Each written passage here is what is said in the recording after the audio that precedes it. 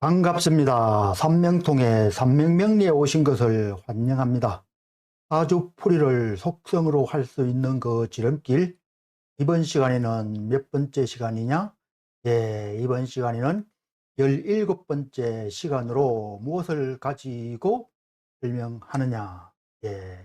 이번 시간에는 재성을 가지고 이야기해 보도록 하겠습니다.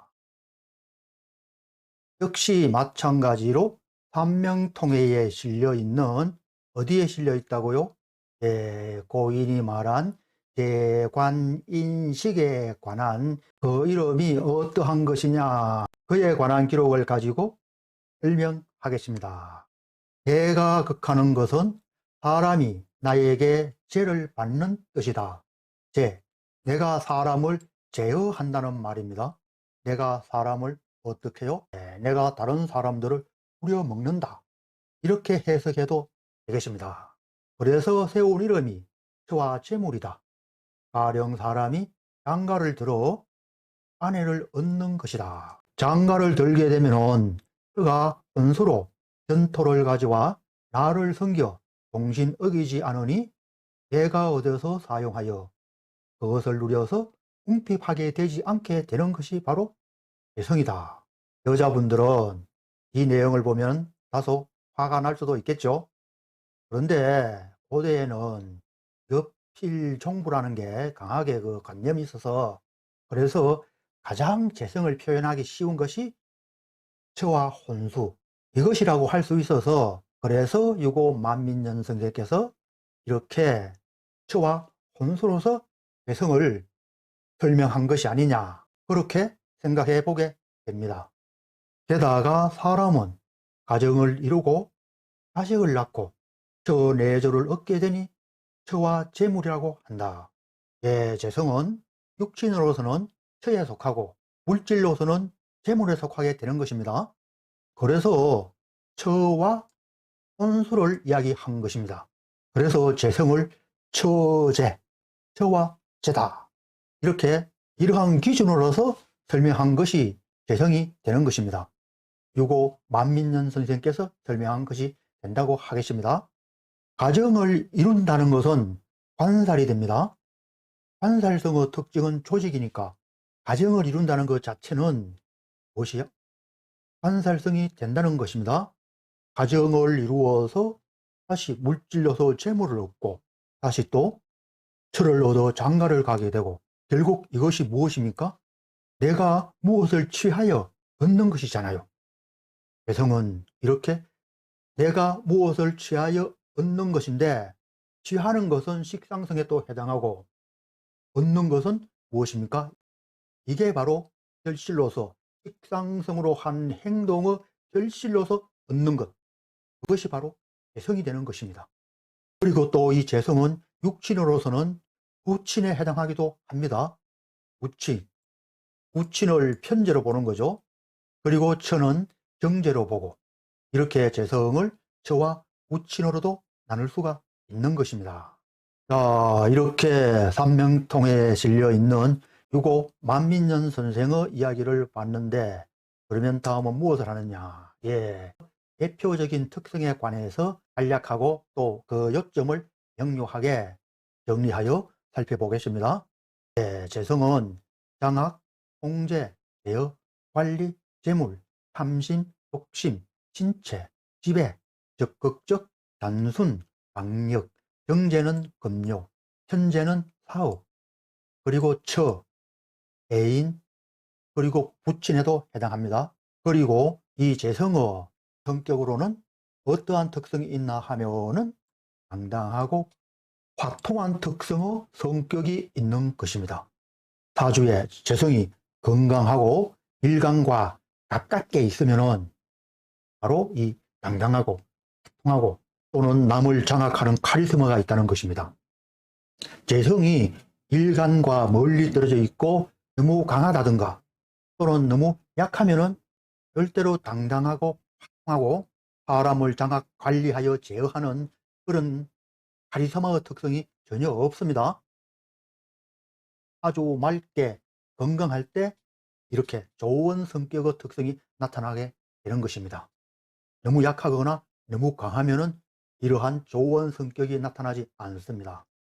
재성의 해골이에서 상의를 결정한다면은 내가 사람을 장악하여 잘 관리하고 제어하고 통제하여서 그 사람이 나를 따르게 만드는 그러한 특성이 재성의 가장 카테고리 상에서 처음 차지하는 대표적인 특성이 된다고 할 수가 있겠습니다. 그러면 탐심, 욕심 왜 생길까요? 그렇잖아요. 내가 사람을 장악해서 관리하자면은 나한테 어떤 살짝 이기적인 욕심이 없으면은 그렇지 않잖아요. 그리고 내가 장악 관리하는데 어떤 그 적극성이 없으면은 그렇지 않잖아요. 우유부단하면은 사람을 통제해서 관리할 수 없잖아요. 적극성이 있고 다소 욕심이 있고 그리고 박력도 있고 통하고 그렇게 해야지 내가 원만하게 사람을 잘 관리하고 제어해서 내 생각대로 그 사람을 이끌어가게 되잖아요. 고대에서는 사주를 풀 때 무엇을 기준으로 하여 사주를 푸나 하면은 재와 관살성으로 풀었어요. 이것을 주체로 하여서 사주를 풀이했다는 것입니다. 왜 그랬을까요? 자, 합리적으로 우리 생각해 봅시다. 하나의 조직체라는 관청의 수장이 되면은 많은 고을 사람들을 이끌고 통제하여야 하겠죠. 자, 그러면은 관청이라는 개념은 무엇입니까? 우리 십성으로서 관살성에 해당하고 재성은 통제, 관리, 장악이잖아요. 내가 상대방을 극하는 것, 그것은 곧 제어하여 장악하여 내가 통제할 수 있는 나한테 능력이 있다는 것이 되는 것이잖아요. 그래서 관청이라는 틀에서 내가 고을 사람들을 장악, 관리할 수 있는 능력과 힘과 배짱이 있어야 되고 그리고 다음은 무엇이 있어야 됩니까? 그것은 바로 도장이잖아요. 내가 그렇게 마을 사람들을 통제 관리할 수 있게 나한테 힘이 부여된 것이 무엇이에요? 바로 인수, 인성인 도장이잖아요. 그래서 조정에서 나에게 도장이라는 인수를 부여해서 권한을 주어지게 하고 그리고 관청이라는 틀에서 마을 사람들을 통제, 관리할 수 있는 그런 역량이 있는 그런 구조가 되어야 하기 때문에 그러한 구조 형상이 현실적 실제적으로 구성되어야 하기 때문에 옛날에 재와 관가 그리고 인성을 가장 중요하게 여긴 것입니다.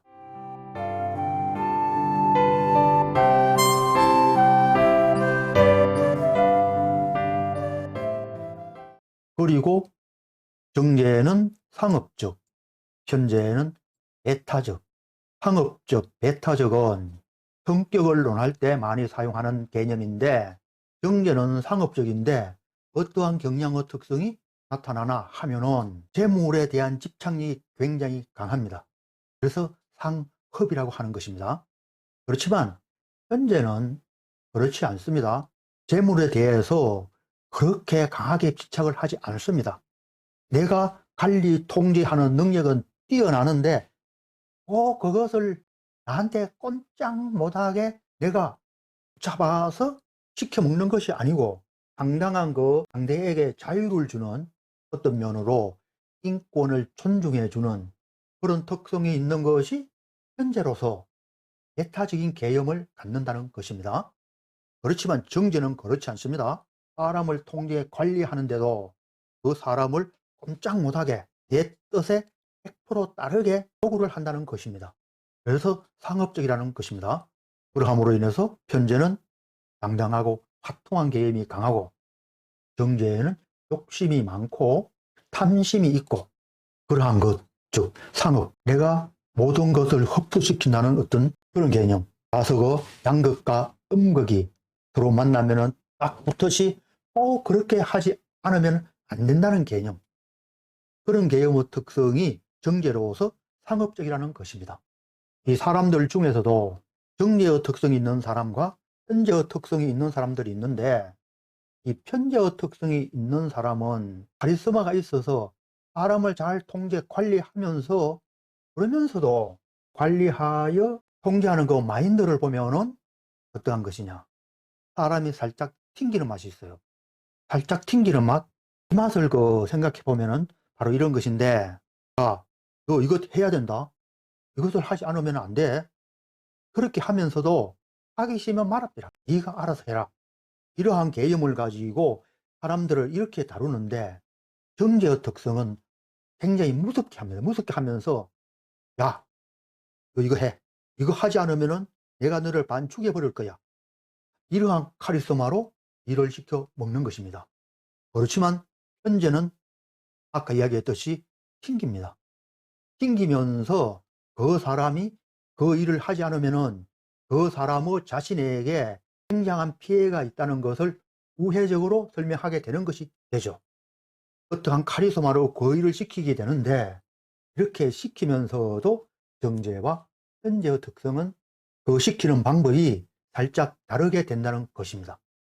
정제는 무조건 시키는 것이고, 현재는 살짝 튕기면서 시키는 것이고, 바로 이러한 것이 상업적 배타적인 특성이라는 것입니다. 다른 십성도 다 마찬가지입니다. 배타적인 것은 실제 나타나는 그 특성을 보면은 살짝 튕긴다. 이렇게 대표적인 특성을 몇 가지 간략하게 봤는데, 다음은 다른 십성과의 관계에 관해서 이야기해 보도록 하겠습니다. 먼저 무엇을 보느냐? 재성의 가장 카테고리 상에서 첫 번째가 되는 것은 장악하여 관리 제어. 이것이 재성의 가장 대표적인 특성이라고 할 수가 있고, 또 무엇요? 예, 재물, 처, 또 부친도 있습니다.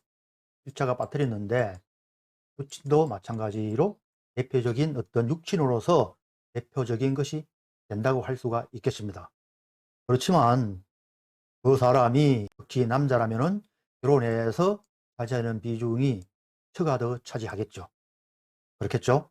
재성이 식상성을 만나면 최고 빼어난 기운이 된다. 고대의 선인들은 식상성을 무엇이라 했느냐?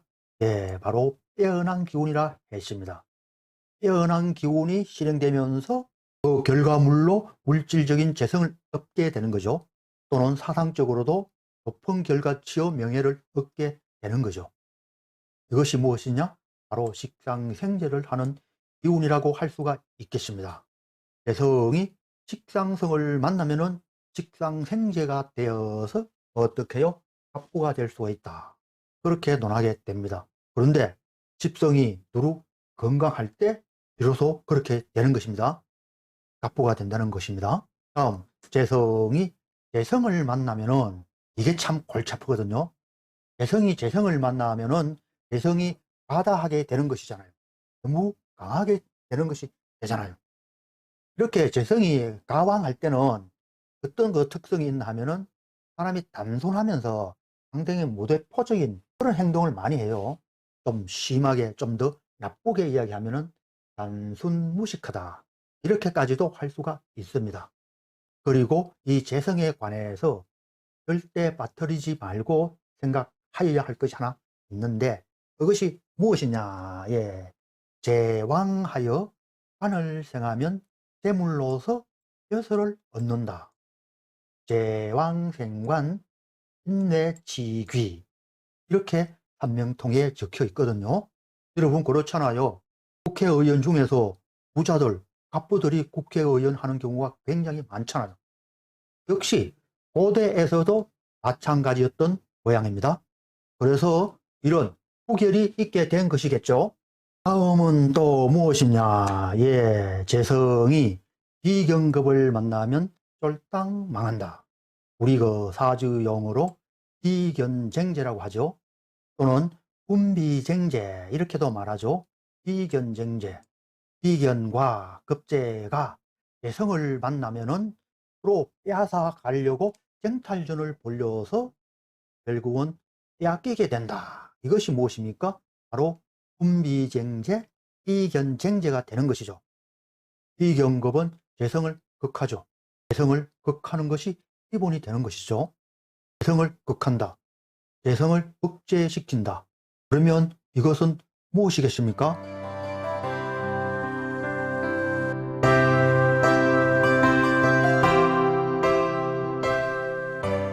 사주에 비경급이 많은 사람은 탐심이 없고 욕심이 없고 재물을 보아도 취하겠다는 그런 욕심이 적다고 할 수가 있겠죠. 그러면은 사람이 어떻겠어요? 우유부단하고 사람을 통제해서 관리하는 능력도 떨어지고, 여러분 그렇잖아요. 이렇게 되면은 이런 사람이 어떻게 재물을 잘 취득할 수가 있겠습니까? 그래서 사주에 비경급이 왕성하면은 쫄딱 망할 확률이 상당히 높게 되는 거죠. 단순하게 사주에 비경급이 있다고 해서 쫄딱 망하는 것은 아닙니다. 사주에 비경급이 왕해도 얼마든지 큰 돈을 벌 수 있습니다. 그렇지만 이렇게 많은 돈을 벌었더라도 다시 대운에서 비경급이 들어와서 가왕하게 되면은 여러분 그때는 백발백중 쫄딱 망합니다. 다음은 재성이 인성을 만나면은 파직되거나 직장, 직위가 바뀝니다. 이 말은 무슨 말인가 하면은 자기 정명서가 깨어지거나 바뀐다는 이야기입니다. 인성은 도장이고 정명서이잖아요. 회사에서 받은 사령장 이런 것이 다 인성에 속하잖아요. 그것이 깨어지면은 역시 직장에서는 파직을 당할 수가 있게 되고 아니면은 퇴직이 될 수도 있고, 그렇지만 팔자신기 묘계를 저술한 대만의 강몽양 선생이 하는 말, 재성이 인성을 정당하게 깨면은 어떻게 해요? 집을 산다, 주택을 마련할 수 있다, 이렇게도 이야기했어요. 이런 것은 도리어 재성으로서 정명서를 얻게 되는 것이죠. 실제 그렇잖아요. 돈을 가지고 뭐요? 집을 사잖아요. 물론 어떠한 경우에 집을 사고 어떠한 경우에 파직당하느냐, 또는 어떠한 경우에 직장 직위가 바뀌어서 승진을 하느냐, 이런 것에 관해서는 다음에 설명할 기회가 또한 있을 것입니다. 이러한 것을 무엇이라고 하느냐? 바로 대파인이라고 이야기하게 되죠. 여기까지 살펴봤는데 이제 무엇이 남았습니까? 예, 바로 관살성이 남았죠. 재성이 관살성을 만나면은 사업을 시작한다. 예, 그렇습니다. 사주에 재성이 강하고 그리고 일간도 강한데, 그런데 운에서 관살성이 들어오면은 그럴 때는 예, 바로 그렇습니다. 사업을 하게 되는 경우가 굉장히 많습니다. 이렇게 재성과 각 십성과의 관계를 간략하게 살펴봤습니다. 그런데 여러분 아시죠? 황상필자가 이야기했죠. 무엇을? 단순하게 재성이 비경급을 만나고 인성을 만나고 관살성을 만나고 식상성을 만났을 때 이와 같이 되지 않는다고 몇 번 이야기했죠. 여러분 그러면 어떻게 판단하여야 되는 거죠? 예, 그렇습니다. 바로 각 십성의 세력의 강약 왕세에 따라서 그 판단을 하여야 하는 것입니다. 재성도 강하고 식상성도 강하고 또는 비경급도 강하고 식상성도 강하고 또는 비경급은 강한데 재성은 약하고, 이러한 각 십성의 강약 왕세를 확실하게 정확하게 단출 판단하여서 사주를 풀이하여야 정확하게 맞출 수가 있는 것입니다. 이렇게 하여 이번 시간에는 재성에 관해서 살펴보았습니다.